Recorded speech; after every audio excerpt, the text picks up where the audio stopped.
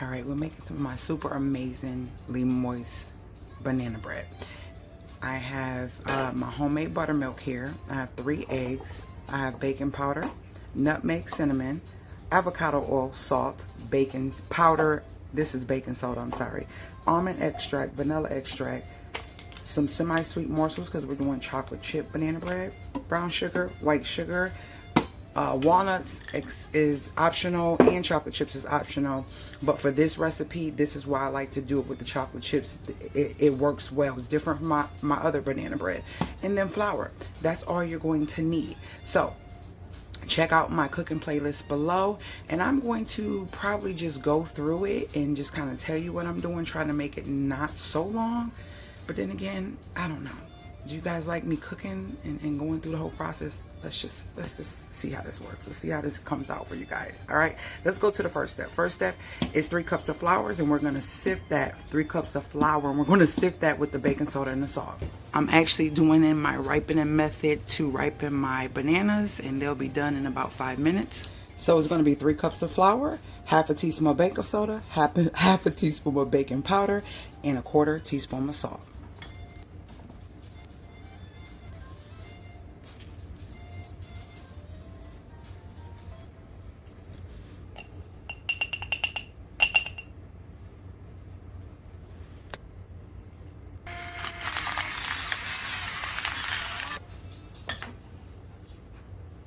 And this is a sifter, and I got these are Cuisinart sifters. I got these from TJ Maxx. You get 3 of them. Very great for baking and sifting like powdered sugar and different things over waffles and pancakes. The point of sifting is to get all the lumps and all the big pieces of kernels of things that will not go through.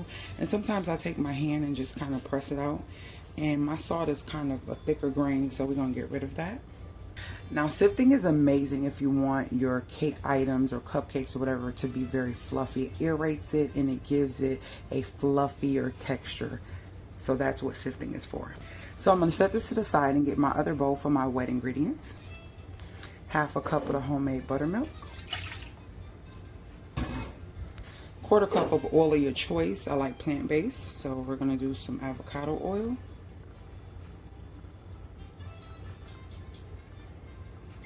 Okay, 1 softened stick of plant-based country crock avocado butter. It's been softened. Now I'm going to get these cracked. I do not like the white cores in my eggs, so we're going to crack these, pull them out, and then we're going to add them to it as well.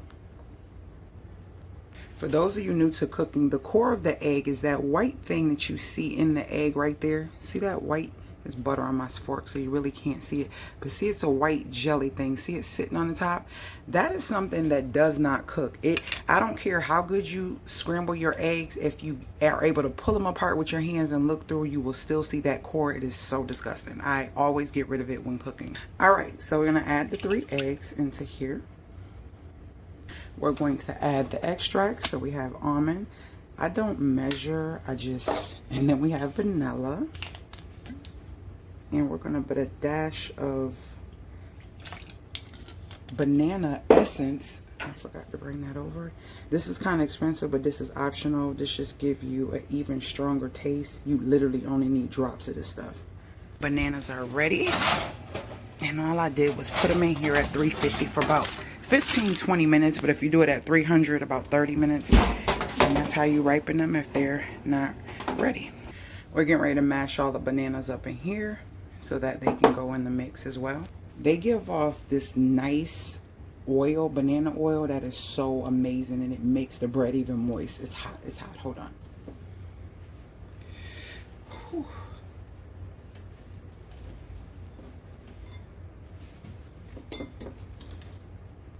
See that oil that's coming off of them? Oh, and it tastes so good. It's like a banana oil.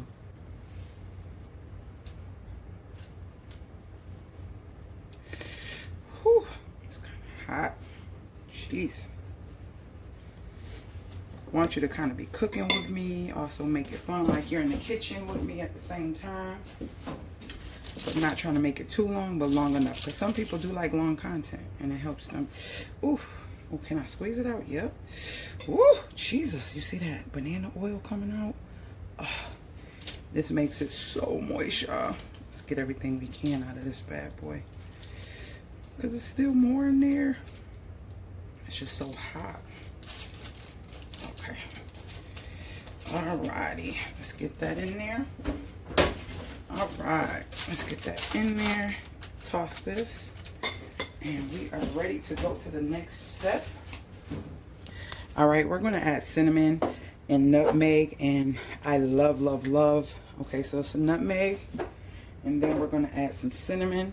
So I love, love, love, love, love a lot of cinnamon. Like, you can't go wrong with cinnamon. You cannot go wrong with cinnamon. It's up to you. If you don't like cinnamon like that, I would say just go with a nice, when I tell you, you can't tell the difference. So that's that. And I would say for this recipe, just go with a teaspoon, 2 teaspoons or so of it. Getting ready to mash this. So the moisture from this is what's going to help the bread be moist as well.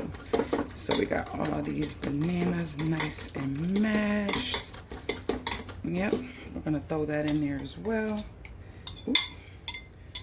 Made a little oopie. All right, now we're going to add a 1/2 cup of brown sugar and 3/4 cup of white sugar. 1/2 cup of brown and 3/4. So I got a 1/4 cup, and I'm going to just fill that up 3 times. 1, 2, 3. Okay.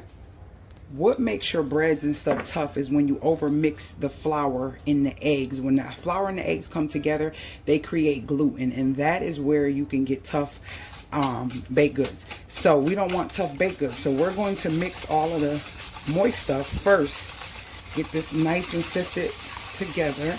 Don't worry if the butter is still looking a certain type of way. Once you add the flour, it'll cream together a little bit better. So all we want to do is just get this stuff a little sifted. That's it. Make sure there's no big thick clumps of anything. Butter you can't control. Like I said, that'll get better. So let's get into that, right? And then what we're going to do, oops, we're going to add our flour. Okay, nice and slow. So I take about 1/2 of it. Now my daughter can't eat walnuts, so I have to put those in my muffins after. I think I'm gonna do muffins because I think she likes those better. So yeah. And we don't want to over mix, so I'm going to put the other 1/2, and that was just to avoid it going out of the bowl. So you don't want to mix real firm and fast, and you will have some tough bread. You want to just take your time and kind of you're kind of folding it is what you're doing. Yeah, until you get it to a nice consistency. And then before I get it completely folded, that's when I like to put my chocolate chips in. But here's the trick to not letting your chocolate chips sink to the bottom. You want to add flour to them. Let me show you. Now these are optional, but I like to put about 1 cup of chocolate chips in mine, and these are semi-sweet from Aldi's. So basically about 1/2 a bag. All right, so now we're gonna add some flour, just a touch, about a couple teaspoons, okay, of flour. And what you're gonna do is just mix that up. Make sure that flour is coated all over the chocolate chips, and this is going to save you when doing chocolate chip muffins, chocolate chip cookies, or anything. It'll allow your chocolate chips to stay floating within the whole dessert versus dropping to the bottom. These are the muffin pans I'm going to be using. I'm going to do hers first and then do mine. Alright, let's continue folding. Let's get this in here and incorporate it really well.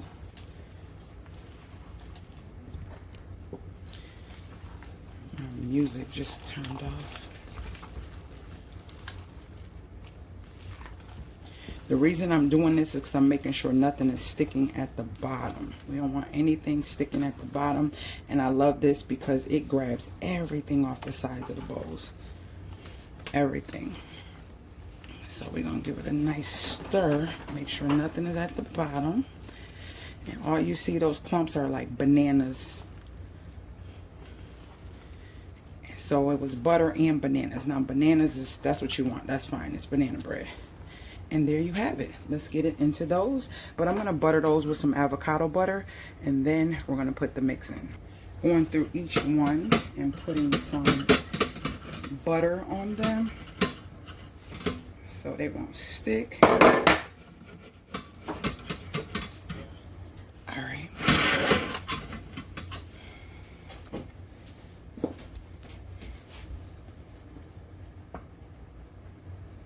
And you just kind of make sure it's halfway. Anytime you fill in a muffin tin, halfway is fine, because usually it's going to rise the other half. So at least get the first half in, and what you have extra, kind of go around and give it to the ones that need a little more. You do not have to. And that used to be a mistake I used to make. I used to bang them on the counter to get the air pockets. You don't have to bang them vigorously like I used to do. And what happens is that creates gluten too, and I didn't know that. So now I just kind of tap it on my hand and kind of do it that way. So these are my daughters. And what I have to do is, I like mine mixed in. So what I'll do is go through, put mine in, and put the walnuts in, and kind of take in a couple of them. Sometimes I just have a taste for walnuts. So yeah, that's what we're going to do.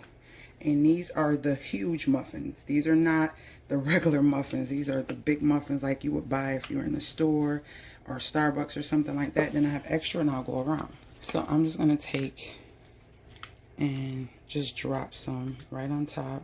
I'm going to do half of mine in walnuts and put some right on top like that. That's it. That's for the times where I want those. And I'm doing that because she can see them. Now, she has allergic reaction, but long as it's not going in her body or touching her mouth or anything, she's fine. So I could still place these in the glass dome together, but I just put the walnuts one over to the side. So I'm going to go in with the extra mix in areas that look like they need a little bit more. And we are going to be done. She looked like she needs more in hers. So we're going to put those in hers. Some of these are a little higher than half, and that's fine. As long as you're not overfilling it, like it's not going way above the actual line, you should be good. Alright. And I want to get all of it out. I'm going to put some more walnut. Well, I shouldn't have to. You can still see them. So yeah, do you like the cooking longer version videos? Do you like the shorts?